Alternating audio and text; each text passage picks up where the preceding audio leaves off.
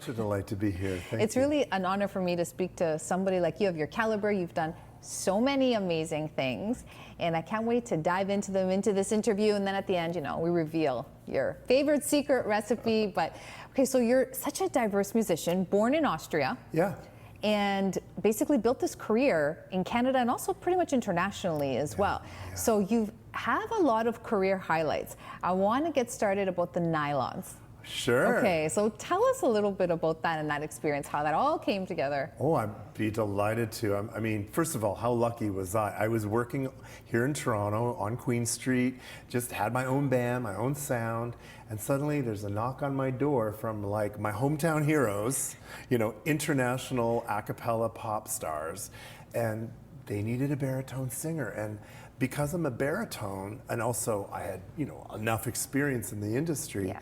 I ended up in this amazing learning curve where I went from, you know, basically a local musician straight into the fast lane, as it were. You know, get up every morning, 6 a.m., get on a plane, get to the new city, get to the venue, do your sound check, eat your food, do your show, get to the hotel, wake up and do it all again the next day. And it was a non-stop ride for me, but I learned everything you have to learn in this business, you know? But also, you come from a musical family, Yes. which I have this theory, MICAH, that, you know, your dad was a musician, your brother. Do you think you have those genes? Yeah, I mean, if I wanted to be a banker, it wouldn't work out. You know, if I could try to do something different. No, we don't want you to be a banker. We want your music. You're so talented. Oh, thank you. But you know, I think it's definitely your gene pool. But in my family, because my grandmothers on both sides were in music, one were like, you know, so the kids, their kids, my parents, knew you could make a living in this business. Key. That is so key because they were supporting you. That's it from day one. Of course, I also got off the stage to notes from mom, notes from dad. Here's what you do, here's what you do. But it's good for a kid who wants to do well. It is. Right? And so that helped you throughout your career? It did, and at some point, you know how you just want to do your own thing, and mom, dad, you know, stop telling me what to do. Okay. You know, it happens to every kid, right? Right. And I will say, though, that I do really thank their instincts, their intelligence, and their guidance, because it's made a huge difference. Is there anything that you did that they were like, you know what, MICAH, this isn't the right direction for you? Yeah, I love rock and roll. Okay. But I'm a jazz artist, so what's a jazz artist doing, listening to punk rock and going to like shows and like doing rock and roll? They were like, you know, they knew it wasn't my ultimate success, wasn't going to live in that area, and they allowed me to experiment because, of course, I was a young guy, and that's what I wanted to do. And you know what? I learned a lot. You learn everything you do in life. Right. You know what, you mentioned all those different genres. I really believe that that's why you've been able to have such a diverse career. I mean, you're going to tell us about that, but don't you think that listening to all these different genres has influenced you, even though you are in jazz? You know, it's interesting. Jazz has a bad rep. We think, oh, Ella Fitzgerald is jazz, Louis Armstrong is jazz, right? And jazz incorporates, jazz just means improvising. So I could be in an R&B, blues, know, gospel, you know, all rock and roll. You can do all of those things in the context of jazz and have it come out jazz if you're willing to. Of course, that has a lot to do with your musical ear and how you hear things and how you express things in the world. I can feel the teacher in you, like the coaching you, because I know you've done so much in Toronto, actually helping people, coaching. Tell us a little bit about Orphan Black.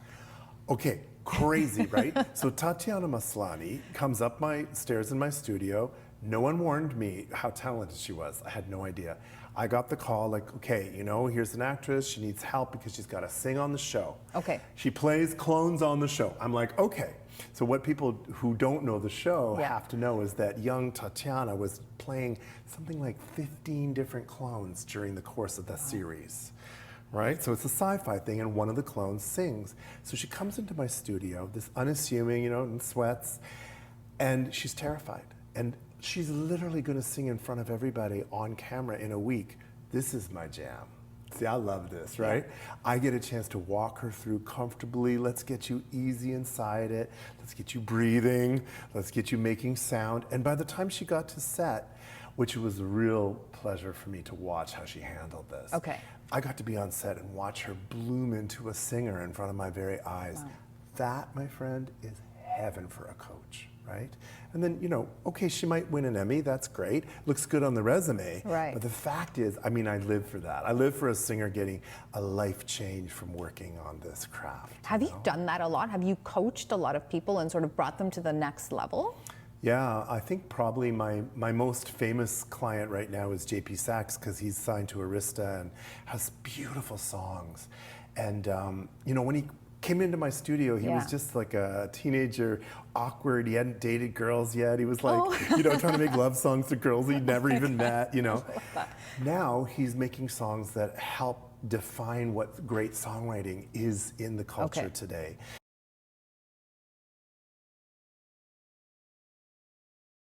And you've also done How to Solve a Problem Called Maria. When I read that, I thought, oh my God, I have to talk to you about that. So tell us about that. Was really exciting. Yeah. I mean, it was my first TV coaching gig, right? Yeah. So I didn't really know what I was doing. I went in and I basically what happened is they hired me for the day. Yeah. They threw a girl at me every 5 minutes and said, coach her. I said, okay. You know, I'm like, so I would go like, and I just rolled up my sleeves in front of the cameras rolling and I just went, okay, how can we get each of these young artists to communicate from the very depth of who they are so camera will catch it? You know, that was my job. So amazing. So by the end of the day, they came in, they just said, here, we want you for the rest of the series. I was like, okay, got the gig. But then I had to deal with, like, from Andrew Lloyd Webber all the way down, I had to basically be inside that. The structure of a reality show like that, where you're in where the girls were in competition for a role, was a very heavy, dramatic kind of set to be on. A lot of tears and tempers, and you know. So I really, and my hat goes off to the girls that did that competition. I learned from them because they were great under pressure, and they really had a tough job. And you know, there was going to be a winner at the end of the day. Every Monday we sent a girl home, which broke my heart. Did you have a favorite? I almost did. It was terrible. I know. I felt like maybe I shouldn't ask, but you, as a coach, you do, right? You do end up with favorites. And you know what? And I'm going to honestly say, Yeah. I'm not going to say who it was because I'm friends with the girls. Good. You know what I mean? I love that.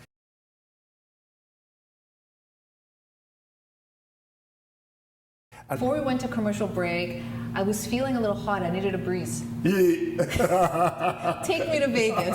Working Vegas is fun. Working Vegas, right? if you haven't done it, it's just another world. Yeah, it's hard to describe. It's hard to describe. It's the Vegas, it's one boulevard. It's Right? just a boulevard. Yeah. But it's another world in that boulevard. When I started making the record, I think what I wanted to do was capture our imagination about Vegas, because everyone has their own thoughts about it, right?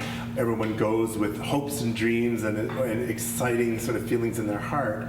And I wanted to make a record that honored what audiences expect from their Vegas experience, you know? And but something contemporary, something sophisticated, and something that nobody else would ever be able to do. Something as if MICAH Barnes was suddenly transported back to 1965, and I'm headlining in the showroom at your favorite hotel, singing all the songs that fit me like a glove. When in Rome, I do as the Romans do. Okay, so I use that all the time. Oh, you're kidding. Well, yeah, because I mean, I've lived overseas so much. Okay, so if you haven't done it, it's hard to explain to people, but you cannot be in Rome like a Canadian. You need to become a Roman in order to survive. Fast. And it happens fast. If you're smart, it happens quickly, right? Yes. That's what happened. We shot a video in Rome for the song, okay? So there I was, walking around, you know, with the camera crew and everything, and, you know, the lights, and you're dealing with the makeup, and I swear to God, first of all, I felt like Marcello Mastroianni in one of those Fellini movies, you know, dressed to the nines, you know, and like with the sexy girls all around. I'm telling you that all you have to do is stand on a Roman street and you feel the magic, the ancientness of the city, and the people are, what's to say about the Roman people? They're fantastic. And once in a while I'd see another dude like dressed kind of to the nines, and I'd be like, oh, must be a movie star. No, just a banker. Yeah, I know. As a musician, now we talked about this earlier too, every musician gives me a different answer. Should we be eating before we start singing? I'm gonna always eat a light meal a couple of hours before I go on stage, and then afterwards. And this is the problem, musicians. we always eat right after the show. Okay. Right? And that's where you get into trouble when you're on the road, because then you don't fit your outfits when you get home. Okay, so you're super starving after the show, and then you would eat heavy. Literally anything, and it's terrible. And that is where the discipline comes in. Our ancient cultures have a lot in common. Yes, they do. Yes, so tell me about this cooking. Okay, so for those of you who are familiar with the Jewish palate, they will know that latkes is, potato latkes, is traditionally served during Passover. Okay, so now when that happens, that means you've got somebody in the kitchen who is scraping through all these potatoes to break them down and make this great big fantastic fried delicious potato pancake. Okay. Something I learned is that originally latkes were not made of potatoes, they were made of cheese. Because the original cultures, wherever Jews are, they always pick up from the culture where they are internationally, right? I don't know where they were cheese, probably the Netherlands, who knows, right? But originally it was, latkes were made out of cheese. And then eventually in Europe, where there's so many potatoes, it became potato latkes. My father, that's the guy in my life that used to make latkes for us. Now, it's rare to have the dad make the latkes, right? It was kind of a really awesome thing. And whenever I had trouble with my dad, people would say, yeah, but who makes the latkes at Passover? So I brought that recipe with me today. I love that because it's so close to your heart. Very close to my heart. And we will do our best to replicate that. So I do bring it to a chef. So it's not all in my hands, but I'm like a sous chef. Well, that's fantastic. So you'll learn. Potato latkes with a little bit of sour cream, that makes this guy melt.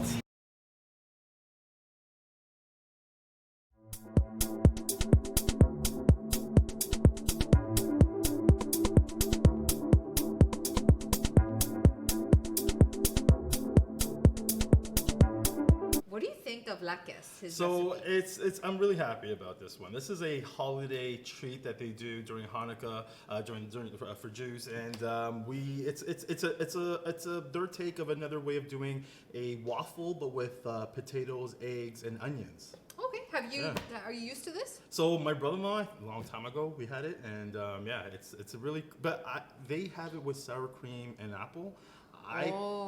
So I kind of need my hot sauce. Just going over the ingredients here again, the highlight is potato. You want to use baked potato.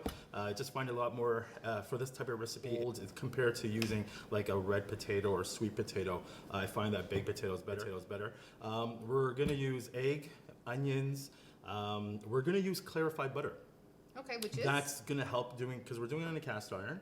And clarified butter is actually a lot more healthier, but it's literally, if you were to cook off butter, it's the reserve that holds. So it's a lot better for this recipe. So and then it needs a little bit of flour. Okay, so we peel, how many potatoes? So for this, we're only going to do one. And you know what, the yield that you're going to get with the one, I would say we would easily get 6 to 8. Well, depending on the sizes that you make, because I'm actually going to do it with my hands, and half. So North Pole, South Pole, cut it in half. Equator. That's right. Okay. Yeah. Knife down. Always by the heel. So over here. So we're gonna go like this. So let me just help you out here. So we're gonna go slice in. Remember? Okay. Here.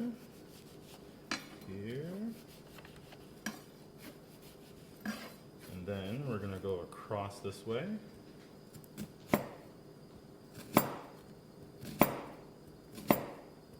And then you, from the heel, you're going to get perfect slices. Why don't I remember any of this? That's okay. The only thing I remember was cut off that North Pole and that's all.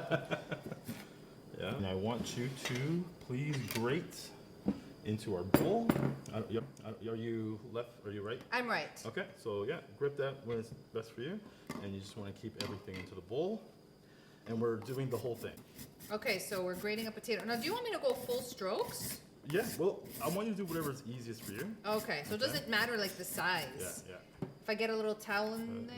No, we don't want that. Good job. And this also protects the fingers too. That's true. That's true. So again, now I want you to remember, everybody at home, after you grate the potatoes, there's so much moisture that it will just burn when we're going to be doing it, frying in our cast iron. So what you need to do is to remove that moisture. So if you have like a cheesecloth, works best, or use your hand to get as much of that moisture out before you mix the ingredients of the onions, flour, eggs, and potato together before you fry. I totally remember that tip for making the kartoffelpuffer, the potato pancake, moisture? that if you don't take out that moisture, Yeah, you're it's not done. Gonna, you're done. Yeah, it's not going to work. It's not going to work. Okay. All right. So this is looking good. Let's transfer this into a bigger bowl. We can get Sure. both in here. Yep. I finished Nice. my 2 potatoes. This is 2 shredded potatoes, grated potatoes And rather, then with the moisture reduced as well. with the moisture reduced Yeah. because we didn't show that, but we grabbed the cheesecloth, we put them in, Squeeze it we as much as squeezed we out could. that Yeah. moisture. So then you were also chopping up this onion.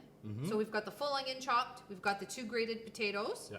and now what's next? Okay, so we're gonna add our onions into here. So let's bring that over. Okay. All right, yeah, go ahead. And then we're gonna crack 2 eggs that we Okay. have. Yeah. Correct. I'm gonna grab these. So, yeah. So I'm just gonna move this. You have a fork here. You can use that.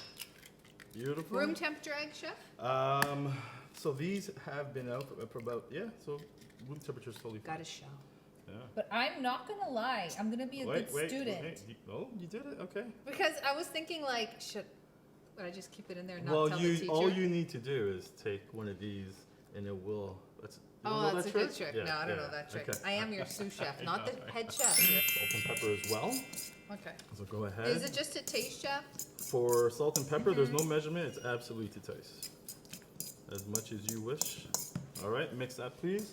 And then we have some parsley too that we had some chopped up fresh parsley earlier.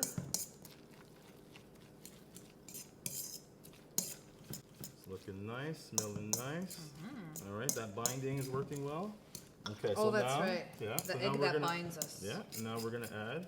So as I'm doing this, I'm just shaking a little bit at a time for you. This is our baking powder? No, this is just all-purpose flour. Oh, this is our flour. I forgot about that. yeah. Oh, that's right, because we do need the flour.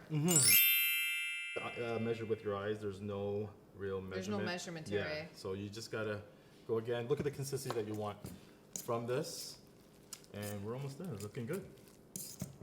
Can't wait to try this. And it's like a little bit gooey. Is that what we want? Well, that's from the egg, right? So Yeah, but we want that? So again, it's up to you on your consistency that you want. If you want to add more flour to dry it out, absolutely go ahead. Okay, so I'm gonna keep doing this while we take a break. Okay. Let's head to commercial break, and when we come back, we Yeah. are We're frying frying. and plating and garnishing with Yeah. applesauce and sour cream and everything else you brought from your cupboard Yeah. at Penthouse Catering. So, I see you have your gloves Now on. my gloves on. I'm gonna get dirty a little bit. We're about to get dirty. I was going to say we're keeping it sanitary, but you took it the other way. Okay, so what's next? Here we have the batter or the mix. So we have our mix here with our potatoes, our parsley, our salt, pepper, and grated potatoes. And I mean, I like to use my hands. If you want, you can use a fork and over. I'll do both, just so they know how to do it. And again, over a hot iron cast iron, and we're gonna make sure that we add our clarified butter. Or clarify. And how much of the chef? So here I'm using 2 tablespoons.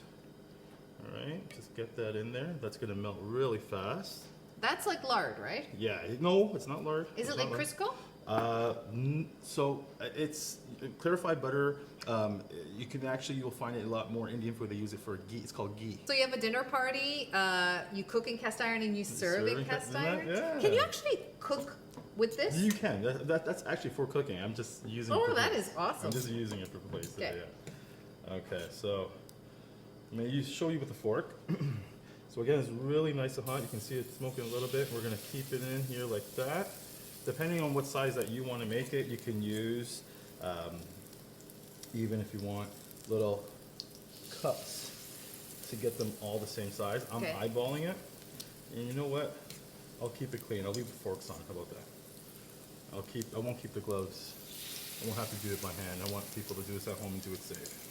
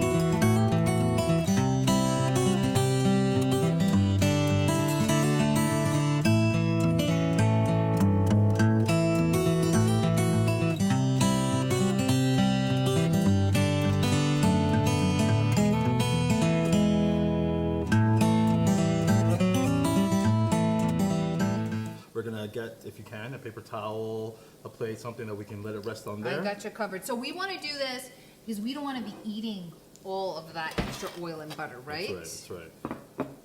Okay. All right, so yeah, just simple. I like right doing this here. with different kinds of foods too. You just want to drain out all that oil Oh yeah. and butter. So how long would we drain this? So we're gonna let this rest and let it cool for about 7 minutes. Okay. Okay, so 7 magical television minutes Yeah. have passed by. We've drained these beautiful lactes out of their oil, so what's next? All right, now it's time to plate and garnish to eat. Okay. So I'm going to. You've got chef fingers, so that won't burn you. No. Okay. They've cooled off. Oh, these smell so Doesn't good, it? chef. Doesn't So it? good. Yeah, it's really interesting. Okay, so Sour cream. sour cream and applesauce. This is so interesting. Okay. All right.